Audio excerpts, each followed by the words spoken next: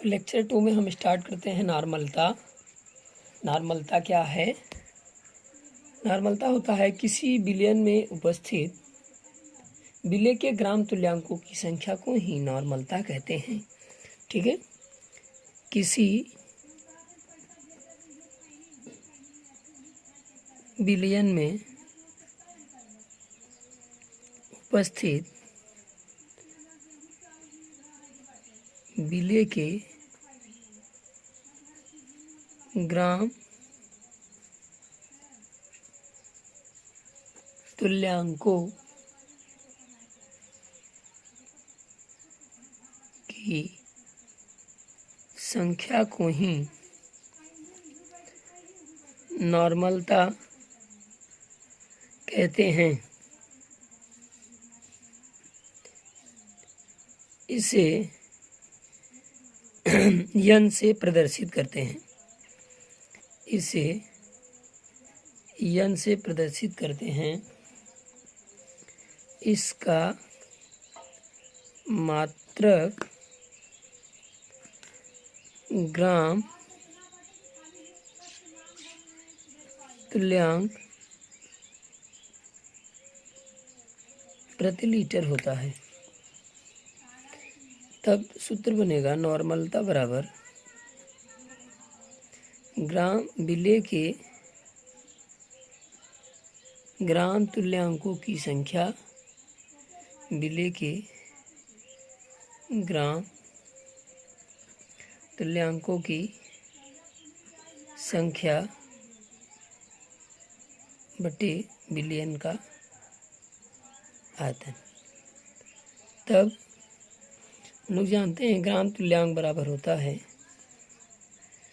भार बटे तुल्यांकी भार। भार को W से, तुल्यांकी भार को E से, तो W/E। तब नॉर्मलता को यन से प्रदर्शित करते हैं। तब यन बराबर W/E और आयतन को B से, तो बटे का बटा नीचे। तब नॉर्मलता बराबर W/EV। यदि हमारा आयतन लीटर में ना हो तो लीटर में लाने के लिए 1000 का भाग देते हैं, तो आ जाएगा B/1000। तो 1000 हमारा ऊपर। तब नॉर्मलता बराबर W गुणित 1000 बटे EV। ठीक है, तो इनके लिए हम लोग कुछ क्वेश्चंस नोटिस कर लें, कुछ वर्ड्स नोटिस कर लें। देखो, यदि नॉर्मल विलयन बोलेगा, क्या बोलेगा? नॉर्मल विलयन बोलेगा तो उसके लिए नॉर्मलता की वैल्यू क्या होगी? 1। और यदि मोलर विलयन क्वेश्चन में बोला हो तो उसके लिए मोलरता क्या होगी? 1 होगी। और यदि डेसी नॉर्मल विलयन बोला हो, डेसी नॉर्मल विलयन बोला हो तो उसके लिए नॉर्मलता 1/10 होगी। यही चीज़ यदि डेसी मोलर बोला हो तो उसके लिए मोलरता 1/10 होगी। ठीक है, और यदि सेमी नॉर्मल विलयन बोला होगा तो उसके लिए नॉर्मलता 1/100 होगी। और यदि सेमी मोलर विलयन होगा तो उसके लिए मोलरता 1/100 होगी। ठीक है, तो आओ हम नॉर्मलता पे कुछ क्वेश्चन करा दे रहे हैं। तो देखो, नॉर्मलता का क्वेश्चन नंबर 12 कह रहा है नॉर्मलता की गणना कीजिए। देख लो, कह रहा है 500 मिली विलयन में हाइड्रोक्लोरिक अम्ल के 18.25 ग्राम घुले हैं, तो इस विलयन की नॉर्मलता क्या होगी? ठीक है, तो देखो यहाँ दिया है, 12 नंबर क्वेश्चन हल कर रहे हैं। दिया है आयतन 500 ml यानी B बराबर 500 ml। दिया हाइड्रोक्लोरिक अम्ल है, HCl है, तो हम लोग HCl का भार निकाल लेते हैं। हाइड्रोजन का 1 होता है, क्लोरीन का 35.5, तो जोड़ेंगे तो कहा जाएगा 36.5 हो जाएगा। ये अणुभार है। यहाँ हमें तुल्यांकी भार चाहिए, तो HCl का आयनीजेशन कराएंगे तो H प्लस और Cl माइनस, तो इनमें धनायन और ऋणायनों की संख्या 1 है, यानी इसका तुल्यांकी भार इसके अणुभार के बराबर होगा, तो यही इसका तुल्यांकी भार भी हो जाएगा 36.5। कह रहा है इसके 18.25 ग्राम घुले हैं, यानी W की वैल्यू दिया है 18.25 ग्राम। तब हम लोग अभी जस्ट नॉर्मलता का सूत्र पढ़ें। नॉर्मलता बराबर W गुणित 1000 बटे E इंटू बी, ठीक है, यही पढ़ें। तब नॉर्मलता बराबर W की वैल्यू दिया है 18.25 इंटू 1000 बटे तुल्यांकी भार 36.5 और आयतन 500, तो 500 दूनी 1000। तब नॉर्मलता बराबर गुणा कर दें, 2 पंचे 10, 2 दूनी 4, 1 5, 18 दूना 36, 36.5, तो 36.5 36.5 कैंसिल। तब नॉर्मलता हमारी क्या गई 1, इसका मात्रक क्या होगा ग्राम तुल्यांक प्रति लीटर, ठीक है। अब एक क्वेश्चन और करा दे रहे हैं हम आपको। तो देखो 11 नंबर क्वेश्चन कह रहा है 4 ग्राम कास्टिक सोडा NaOH को 100 मिली जल में घोला जा रहा है, ठीक है, 100 मिली जल में घोला जा रहा है। तो इसके लिए नॉर्मलता की गणना करनी है हमें। तो देखो दिया है, हल कर रहे हैं, दिया है W बराबर 4 ग्राम, W बराबर 4 ग्राम, कास्टिक सोडा है NaOH। तो पहले हम लोग NaOH का अणुभार निकाल लें। सोडियम का 23, ऑक्सीजन का 16, हाइड्रोजन का 1, जोड़ने पर 40 आएगा। जब इसका आयनीजेशन कराएंगे तो ये टूटेगा Na प्लस और OH माइनस आयन में। तो धनायन ऋणायनों की संख्या 1 है, तो 1 का भाग देंगे, यानी इसका अणुभार ही इसका तुल्यांकी भार होगा। तो E बराबर 40 और आयतन दिया है 100 ml। तो हम लोग पढ़े नॉर्मलता बराबर W गुणित 1000 बटे E इंटू बी। तब नॉर्मलता बराबर W की वैल्यू 4 गुणित 1000, E की वैल्यू 40 और B की वैल्यू 100 सॉरी, 0 से 0 कैंसिल, 0 से 0 कैंसिल, 0 से 0 कैंसिल, 4 से 4 कैंसिल। तब नॉर्मलता हमारी आ गई 1 ग्राम तुल्यांक प्रति लीटर, ठीक है। तो आगे हम लोग पढ़ेंगे अगली हेडिंग नॉर्मलता और मोलरता में संबंध। नॉर्मलता और मोलरता में संबंध, relation between normality and molarity. तो इनमें निम्न संबंध होते हैं, इसमें निम्न संबंध होते हैं, ठीक है। तब नॉर्मलता बराबर W गुणित 1000 बटे E इंटू बी, समीकरण नंबर 1। तब मोलरता बराबर W गुणित 1000 बटे M dash into B, question number 2। समीकरण 1 में 2 का भाग देने पर, ठीक है, तो भाग देते हैं नॉर्मलता बटे मोलरता बराबर W गुणित 1000 बटे EV divide by W into 1000 बटे M डैश इंटू बी। तब नॉर्मलता बटे मोलरता बराबर W गुणित 1000 EV गुणा का चिन्ह करेंगे तो ये M डैश इंटू बी ऊपर और W इंटू 1000 नीचे। तो W इंटू 1000 से 1000 कैंसिल, V से V कैंसिल। तब रिलेशन आ गया नॉर्मलता बटे मोलरता बराबर अणुभार बटे तुल्यांकी भार। यही हमारा रिलेशन है। अब हम रिलेशन पर क्वेश्चन कर लेते हैं। तो क्वेश्चन नंबर 5 देखिए, कह रहा है 0.25 N ऑक्जेलिक अम्ल विलयन की मोलरता क्या होगी। तो हमें दिया है क्वेश्चन में 0.25 N ऑक्जेलिक अम्ल है, H2C2O4 है, और इस विलयन की हमें मोलरता फाइंड करनी है। तब नॉर्मलता दिया है 0.25 और H2C2O4 का निकालते हैं अणुभार, यानी यम डैश तो हाइड्रोजन 2, कार्बन 2, ऑक्सीजन 4। तो हाइड्रोजन का परमाणु भार 1, कार्बन का 12 और ऑक्सीजन का 16। तो 2 1 का 2, 12 दूना 24, 16 चौका 64, जोड़ेंगे तो 90 आ जाएगा। और H2CO4 को आयनाइजेशन कराएंगे तो ये 2H प्लस और C2O4 पावर -2 में टूट जाएगा। इनमें धनायनों और ऋणायनों की संख्या 2 2 है, तो 2 से भाग देंगे तो इसका तुल्यांकी भार आ जाएगा। तब आ जाएगा E बराबर 90/2 बराबर 45। तब हमें क्या पूछ रहा है, मोलरता। तो हम लोग पढ़े हैं नॉर्मलता बटे मोलरता बराबर अणु भार बटे तुल्यांकी भार। तब देखिए नॉर्मलता की वैल्यू दिया है 0.25 बटे मोलरता, अणु भार दिया है 90 और तुल्यांकी भार दिया है 45। तो 45 दूना 90, तो ये इधर जाएगा ये इधर आएगा, तो यम बराबर होगा 0.25/2। तो यम बराबर 2 0 में 0, 2 1 का 2 और 2 दूनी 4 और 2 पंचे 10। तो मोलरता हमारी आ गई 0.125 मोल प्रति लीटर। ठीक है, तो अगली हेडिंग हम पढ़ेंगे मोललता। क्या पढ़ेंगे, मोललता, मोललिटी, मोललता, मोललता। अगली हेडिंग हम लोग पढ़ने वाले हैं मोललता, मोललिटी। मोललता क्या है, मोललता भी एक प्रकार का सांद्रता है। इसे हम लोग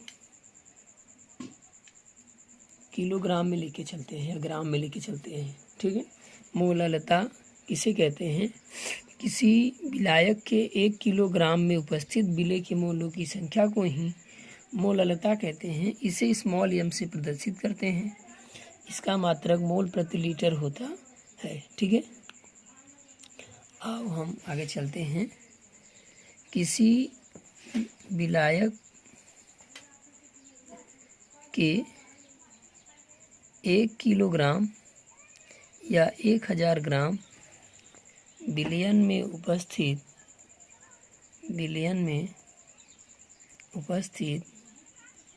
विलेय के मोलों की संख्या को ही मोललता कहते हैं। इसे स्मॉल एम से प्रदर्शित करते हैं। इसका मात्रक मोल प्रति किलोग्राम होता है। इसका मात्रक मोल प्रति किलोग्राम होता है। तब मोललता बराबर हम लिख सकते हैं, मोललता बराबर विलेय के मोलों की संख्या, विलेय के मोलों की संख्या बटे विलायक का भार। मोललता को स्मॉल एम से, मोलों की संख्या को एन से और विलायक के भार को बढ़कर डब्ल्यू से।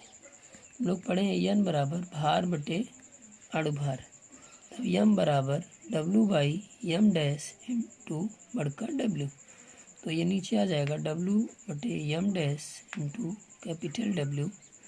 यदि ये ग्राम में हो तो किलोग्राम में लाने के लिए हम लोग 1000 का भाग दे देते हैं। तो यम बराबर W/m' W/1000। तो बटे का बटा ऊपर, तो स्मॉल m W × 1000 बटे m' W। तो ये हमारा फार्मूला बन गया, जहाँ स्मॉल m मोललता है, W जो है विलेय का भार है और m' जो है विलेय का अणु भार है और कैपिटल W जो है वो विलायक का भार है। ठीक है, लिख दे रहे हैं, जहाँ m बराबर स्मॉल m बराबर मोललता, m' बराबर विलेय का अणु भार, विलेय का अणु भार। ठीक है, और कैपिटल W बराबर विलायक का भार और स्मॉल w बराबर विलेय का भार। क्लियर। चलो आओ हम आगे न्यूमेरिकल्स की ओर बात करते हैं। तो न्यूमेरिकल देखिए, क्वेश्चन नंबर 21 कह रहा है 20% भारानुसार K2CO3 विलयन की मोललता क्या होगी।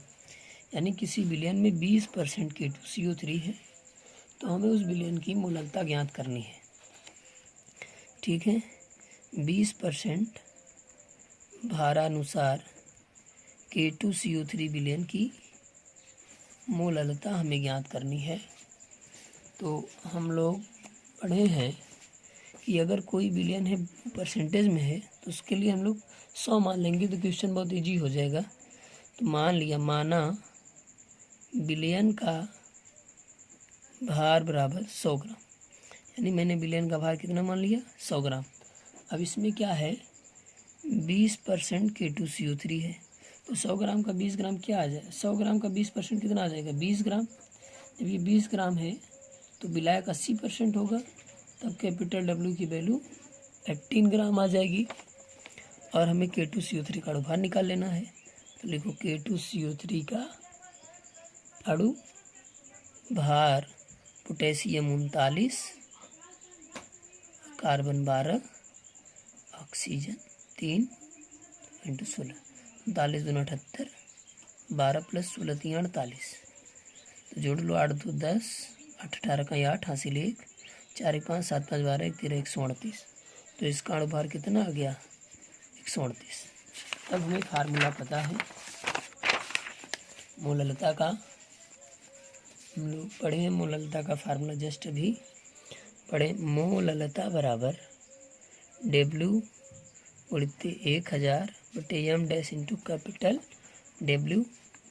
तब small m is equal to small w की वैल्यू 20 × 1000 बटे m डैश की वैल्यू 138 और विलायक का भार 80। तो 20 चौका 80 और इसे काट देंगे, 250 चौका 1000। तब स्मॉल m बराबर 250/138। तब आ जाएगा m बराबर, इसको डिवाइड करेंगे तो 1.81 मोल प्रति किलोग्राम आ गया हमारा आंसर। ठीक है, ये रहा हमारा आंसर। इसके आगे हम लोग पढ़ेंगे मोल अंश या मोल प्रभाज। मोल अंश या मोल प्रभाज, तो मोल अंश या मोल प्रभाज इसे कहते हैं, किसी विलयन में उपस्थित विलेय या विलायक के मूल्यों की संख्या और विलयन के मूल्यों की संख्या के अनुपात को ही मोल अंश या मोल प्रभाज कहते हैं। तो किसी विलयन में उपस्थित विलेय या विलायक के मोलों की संख्या, विलेय या विलायक के मोलों की संख्या तथा विलयन के मोलों की संख्या के अनुपात को ही मोल अंश या मोल प्रभाज कहते हैं। इसे यक्स द्वारा प्रदर्शित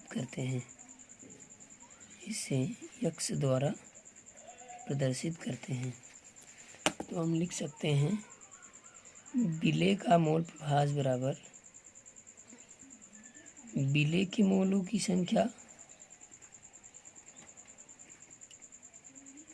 बटे विलयन के मोलों की संख्या। यदि विलायक का मोल प्रभाज लाना हो तो विलायक का मोल प्रभाज बराबर होगा विलायक के मोलों की संख्या बटे विलयन के मोलों की संख्या। ठीक है, यानी हमें जिसके मोल प्रभाज निकालना होगा उसके मोलों की संख्या ऊपर और बटे विलयन के मोलों की संख्या। यदि हम मान लें, यदि माना विलेय के मोलों की संख्या स्मॉल n हो तथा विलायक के मोलों की संख्या कैपिटल N हो, तब बिलियन के मोलों की संख्या क्या हो जाएगी? तब बिलियन के मोलों की संख्या हो जाएगी n प्लस कैपिटल N। ठीक है, तो आओ हम लोग इस पे एक न्यूमेरिकल्स करते हैं। देखिए क्वेश्चन नंबर 18।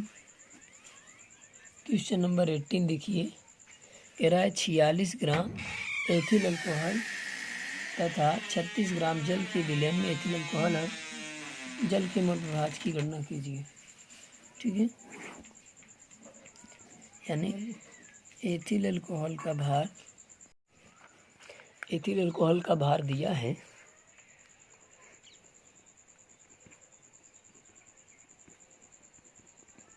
46 ग्राम। तब हम लोग निकाल लेते हैं एथिल अल्कोहल का अणुभार। एथिल अल्कोहल का अणुभार, कार्बन 2 हैं, हाइड्रोजन 6 है और ऑक्सीजन 1 है। तो कार्बन का परमाणु भार 12, हाइड्रोजन का 1, ऑक्सीजन का 16।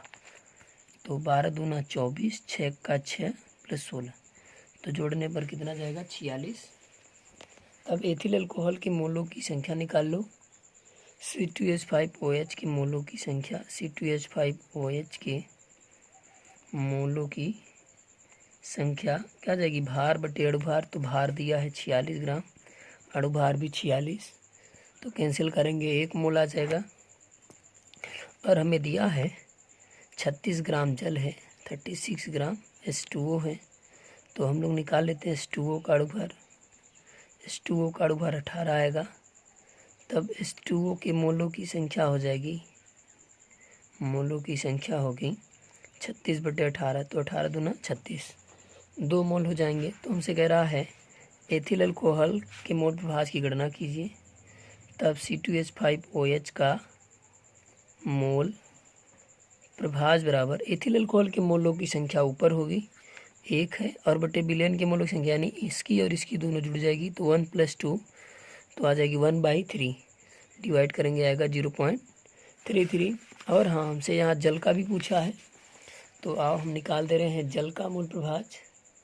ठीक है, तो इधर निकाल दे रहे हैं जल का मोल प्रभाज बराबर जल के मोलों की संख्या 2 और बिलियन के मोलों की संख्या 3, डिवाइड करेंगे 0.66 आएगा। यही हमारा आंसर है। ठीक है, तो हम लोग मोल अंश और ये पढ़ लिए।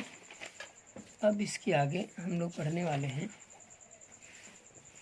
विलयन के अणुसंख्य गुणधर्म, कॉलिगेटिव प्रॉपर्टीज ऑफ सॉल्यूशन।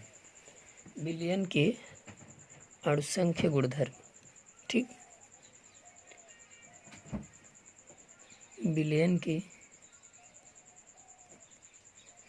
अणु संख्य गुणधर्म। ठीक है, अणुसंख्य गुणधर्म क्या है? यानी विलयन में बहुत सारे प्रॉपर्टीज होते हैं, उन प्रॉपर्टीज को हम लोग अणुसंख्य गुणधर्म कहते हैं, जैसे परासरण, विसरण, वाष्प पदार्थ, हिमांक, अवनमन, क्वथनांक, उन्नयन, ये सब हमारे क्या हैं? विलयन के अणुसंख्य गुणधर्म हैं। तो किसी भी विलयन का अणुसंख्य गुणधर्म जो होता है वो विलय के मात्रा पर निर्भर करता है। ठीक है, तो हम लोग लिख सकते हैं किसी भी विलयन का अणुसंख्य गुणधर्म, किसी विलयन का अणुसंख्य गुणधर्म उस विलयन में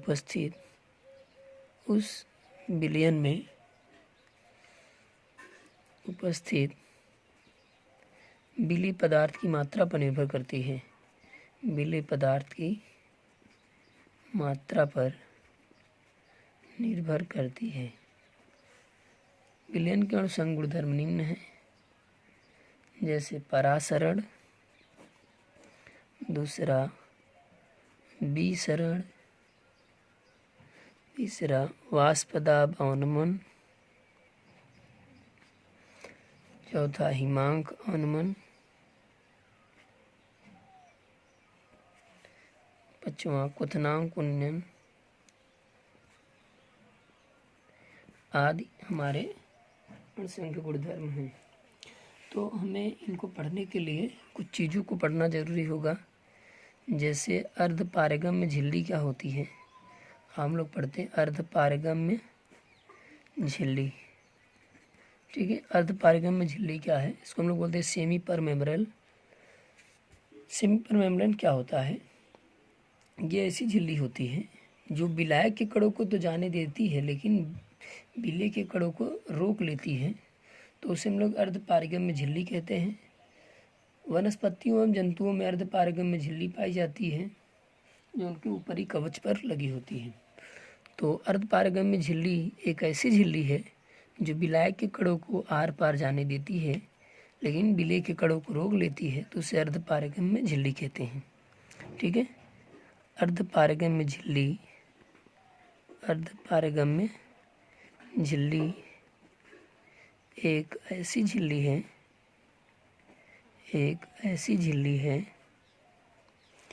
जो विलायक के कणों को, जो विलायक के कणों को आर पार जाने देती है, आर पार जाने देती है, परंतु विलेय के कणों को, विलेय के कणों को रोक देती है, तो उसे अर्धपारगम्य झिल्ली कहते हैं। तो उसे अर्धपारगम्य झिल्ली कहते हैं। एग्जाम्पल, सभी जंतुओं और वनस्पतियों, सभी जंतुओं और वनस्पतियों की ऊपरी कवच अर्धपारगम्य झिल्ली होती है जो जल के अणुओं को बाहर जाने देती है। आजकल मानव निर्मित अर्धपारगम्य झिल्ली बनाए जाते हैं जो K4Fe CN6 द्वारा बनाए जाते हैं, जो K4Fe CN6 द्वारा बनाए जाते हैं और इनकी गुणवत्ता बढ़ाने के लिए उनमें फिनॉल का प्रयोग किया जाता है। ठीक है, अर्धपारगम्य झिल्ली क्या है, एक ऐसी झिल्ली है जो विलायक के कणों को आर पार जाने देती है किंतु विलेय के कणों को रोक लेती है, तो उसे अर्धपारगम्य झिल्ली कहते हैं। तो अगली हेडिंग है हमारी परासरण, ऑस्मोसिस। परासरण, ये परासरण क्या है, परासरण एक प्रकार की ऐसी प्रक्रिया है जिनमें से कम सांद्रता वाले विलयन से विलायक के कण अधिक सांद्रता वाले विलयन की ओर अर्धपारगम्य झिल्ली को आर पार करके जाने लगते हैं। तो उस प्रक्रिया को हम लोग परासरण कहते हैं। ठीक है, तो हम लोग लिख सकते हैं ऐसी प्रक्रिया, ऐसी प्रक्रिया जिसमें कम सांद्रता वाले विलयन से, जिसमें कम सांद्रता वाले विलयन से विलायक के कण, विलायक के कण अधिक सांद्रता वाले, अधिक सांद्रता वाले विलयन की ओर, विलयन की ओर अर्धपारगम्य झिल्ली को आर पार करके जाने लगते हैं। विलयन की ओर अर्धपारगम्य झिल्ली को आर पार करके जाने लगते हैं, आर पार करके जाने लगते हैं, तो उसे परासरण कहते हैं। ठीक है, जैसे हम लोगों के शरीर से पसीने का निकलना भी एक परासरण की प्रक्रिया है, और जब चने को हम लोग जल में भिगोते हैं तो चना फूल आता है, क्योंकि उसके ऊपर जो कवच लगा होता है वो सेमी परमेबरल होता है और जब हम लोग जल में भिगोते हैं तो जल के अणु उसके अंदर प्रवेश कर जाते हैं। तो यह प्रक्रिया क्या कहलाएगी? परासरण कहलाएगी। ठीक है, परासरण क्या है? यानी अधिक सांद्रता वाले विलयन से विलायक के कण अर्धपारगम्य झिल्ली को पार करके कम सांद्रता वाले विलयन से विलायक के कण अर्धपारगम्य झिल्ली को पार करके अधिक सांद्रता वाले विलयन की ओर गति करते हैं। तो यह प्रक्रिया परासरण कहलाती है। ठीक है, और हम लोग अब बात करते हैं हाँ परासरण के एग्जाम्पल, जैसे मनुष्य के शरीर से पसीने का निकलना, मनुष्य के शरीर से पसीने का निकलना, ये भी एक क्या है? परासरण की प्रक्रिया है। मनुष्य के शरीर से पसीने का निकलना, ये भी एक परासरण की प्रक्रिया है।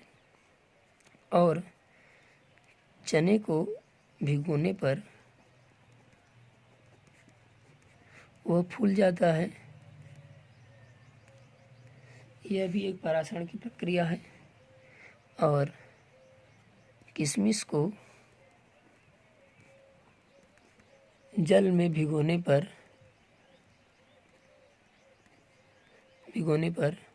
वह फूल जाता है, क्योंकि जल के अणु उसके अंदर प्रवेश कर जाते हैं। ठीक है, तो अब हम लोग बात करते हैं विसरण। डिफ्यूजन क्या है? विसरण क्या है? ठीक है, विसरण क्या है? हम लोग विसरण को देखे होंगे कि जब कभी हम लोग जल में रंग के टुकड़े को डालते हैं तो रंग का टुकड़ा पूरे विलयन को रंगीन कर देता है। ठीक है, तो उसमें रंग का टुकड़ा पूरी विलयन में फैलता है। वो फैलता है, उसके उस फैलने के गुण को ही हम लोग क्या कहते हैं? विसरण कहते हैं। या कभी हम लोग जब सेंट मारते हैं तो सेंट जो होता है वो अगल बगल में सबको सुगंध आती रहती है, क्योंकि इत्र के अणु वायु में टहलते रहते हैं। या हम लोग अगरबत्ती जब लगाते हैं अपने घरों में तो अगरबत्ती का जो गंध होता है वो पूरे कमरे में गमगमाता रहता है। यह प्रक्रिया भी विसरण कहलाती है। तो इसमें क्या होता है? इसमें अधिक सांद्रता से विलयन कम सांद्रता में गति करता है। ठीक है, हम लोग बोल सकते हैं ऐसी प्रक्रिया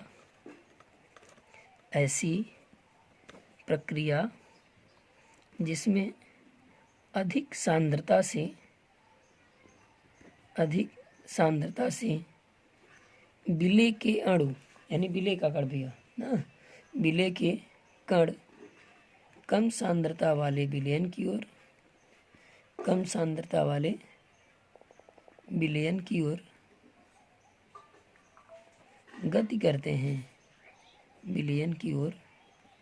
गति करते हैं, तो इस प्रक्रिया को विसरण कहते हैं। ठीक है, तो इस प्रक्रिया को क्या कहते हैं? हम लोग विसरण कहते हैं। ठीक है, इसका एग्जाम्पल हो गया इत्र का वायु में फैलना। ठीक है, रंग के टुकड़े को जल में डालते हैं तो रंग पूरा विलयन में फैल जाता है, पूरे जल में फैल जाता है। तो ये भी विसरण का ही एग्जाम्पल्स हैं। तो अब हम लोग अगली हेडिंग पढ़ते हैं, परासरण दाब, ऑस्मोसिस प्रेशर। परासरण दाब, ऑस्मोसिस प्रेशर। परासरण दाब क्या है?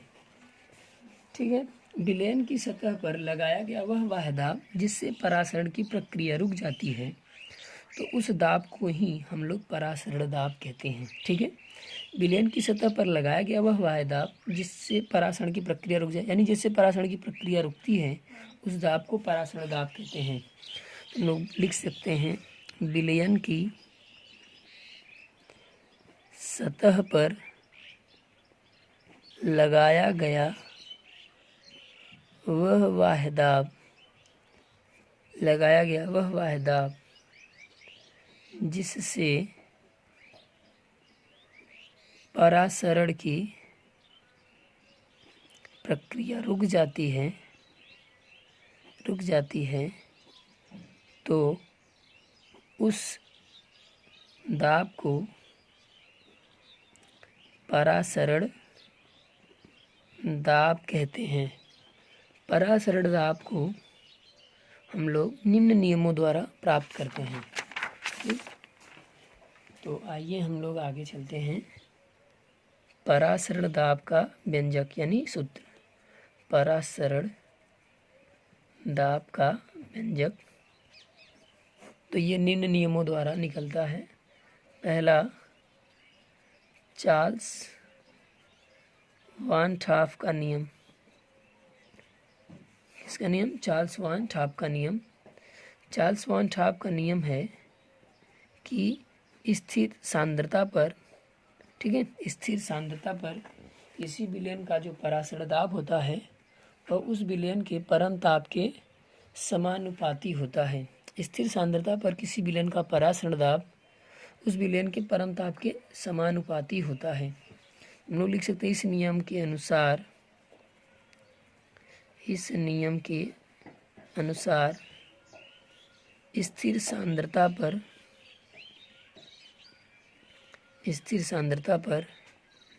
किसी विलयन का परासरण दाब, किसी विलयन का परासरण दाब उसके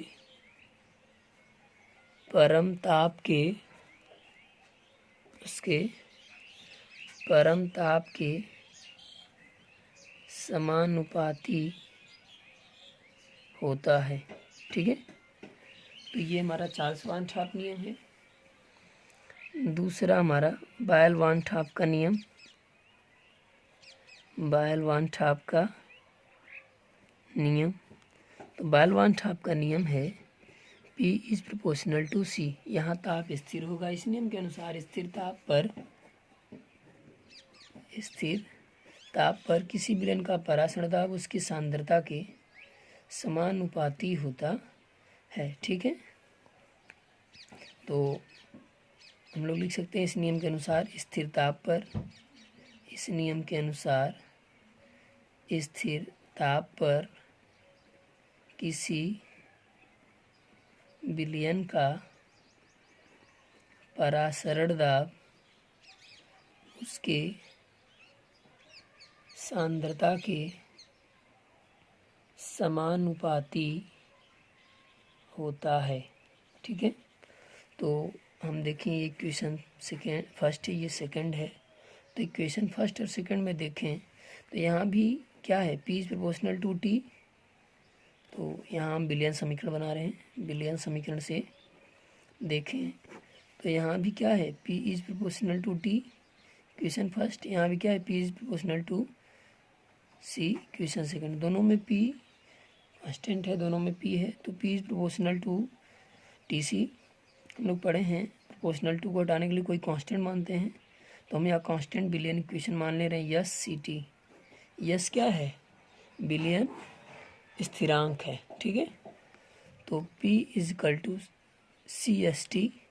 हम लोग जानते हैं जो C है वो सांद्रता है, तो सांद्रता हम लोग मोलरता भी जानते हैं, तो C बराबर M। तो मोलरता बराबर हम लोग पढ़े हैं विलय के मोलों की संख्या बटे विलयन का आयतन, तो N/V। तो हो जाएगा P is equal to N/V ST। तो ये इधर चला जाएगा, PV is equal to NST।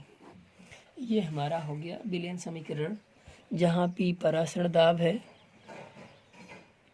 जहाँ P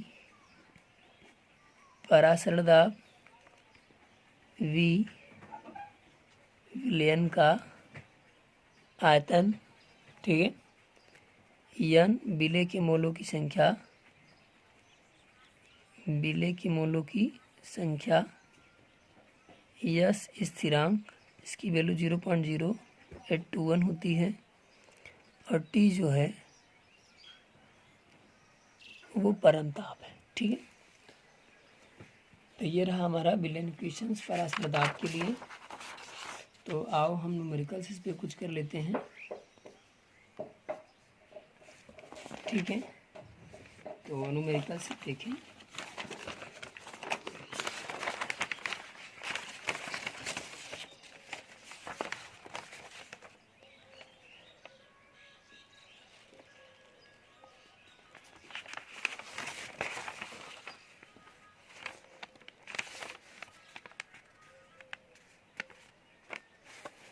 क्वेश्चन नंबर 34।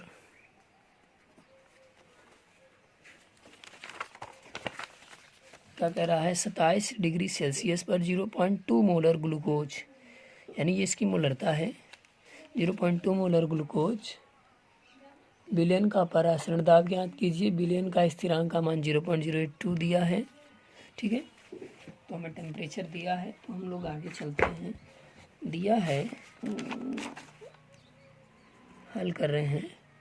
टेम्परेचर दिया है 27 डिग्री सेल्सियस, तो वो परम ताप है, इसको केल्विन में बदल लेते हैं। तो 273 जोड़ेंगे तो टी बराबर कितना आ जाएगा, 300 डिग्री सेल्सियस। और यस का मान दिया है 0.082। और देखो दिया है 0.2 मोलर, यानी मोलरता यम बराबर 0.2। तो मोलरता हमारी क्या है, सांद्रता है, यानी सी इज इक्वल टू यम। तो हम लोग फार्मूला पढ़े थे, P is equal to C S T, पढ़े थे ना टेस्टिंग। ठीक है, तो P is equal to C S T. तो P is equal to C की वैल्यू 0.2, एस की वैल्यू 0.82 और टी की वैल्यू 300। तो P इज इक्वल टू 0.2, ये जीरो हटाएंगे, 2 जीरो तो यहाँ दशमलव लग जाएगा, 8.2 इंटू 3। ठीक है, तो ये होगा हमारा 3 दूना 6, 0.6 इंटू 8.2। तो इसका गुणा कर दें हम, 6 दूनी 12 और 8 छंग 48, तो आ जाएगा 4.82। ठीक है, 4.82 लीटर, सॉरी 92। ठीक है, ATM, इसका मात्रा क्या जाएगा, ATM, 4.92 ATM। आओ एक क्वेश्चन हम और करते हैं। देखिए 33 नंबर क्वेश्चन कह रहा, एक कार्बनिक पदार्थ का 12% विलयन 15 डिग्री सेल्सियस पर 6.9 वायुमंडल दाब प्रदर्शित करता है, तो पदार्थ का अणुभार क्या होगा। एक कार्बनिक पदार्थ है, उस विलयन में 12% है, तो मान लो, ठीक है, माना विलयन का भार बराबर कितना, 100 ग्राम। इसमें कोई कार्बनिक पदार्थ है, वो 12% है। जब यह 100 ग्राम का 12% निकालेंगे तो क्या आ जाएगा, 12 ग्राम। ठीक है, और वो विलयन कितना आ जाएगा आपका, 100 ml आ जाएगा। इसको लीटर में लाने के लिए 1000 का भाग दे दो आप, 0 0 कैंसिल, आपका आ जाएगा 1/10 लीटर। ठीक है, 1/10 लीटर आ जाएगा। और टी दिया है 15 डिग्री सेल्सियस, तो इसको परम ताप में बदल लो, तो टी इजकल टू 15 + 273, तो जोड़ेंगे आ जाएगा 288 केल्विन। और परासरण दाब दिया है 6.9 ATM। तो अभी हम लोग पढ़ें जस्ट PV बराबर NST। ठीक है, यही फार्मूला पढ़ें, PV बराबर NST। तो देखो हम लोग पढ़े हैं PV बराबर, N जो होती है मोलों की संख्या होती है, वो भार बटे अणुभार, तो भार बटे अणुभार ST। P की वैल्यू हमारा दिया है किधर, 6.9 ATM।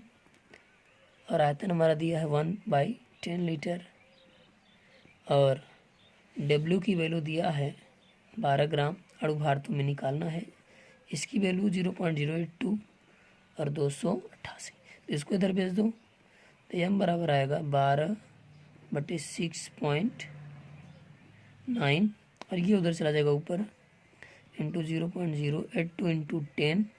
ठीक है, इंटू 10 तो हो गया, और इंटू 288, तब M बराबर आ जाएगा हमारा, ये हासिल दशमलव यहाँ आ जाएगा, 0.82 इंटू 288 बटे 6.9। ठीक है, तो इसको हम काट दे रहे हैं। तो जब हम इसको काटेंगे तो नियरली आएगा 4.112। ठीक है, ग्राम, ये आपका आंसर है।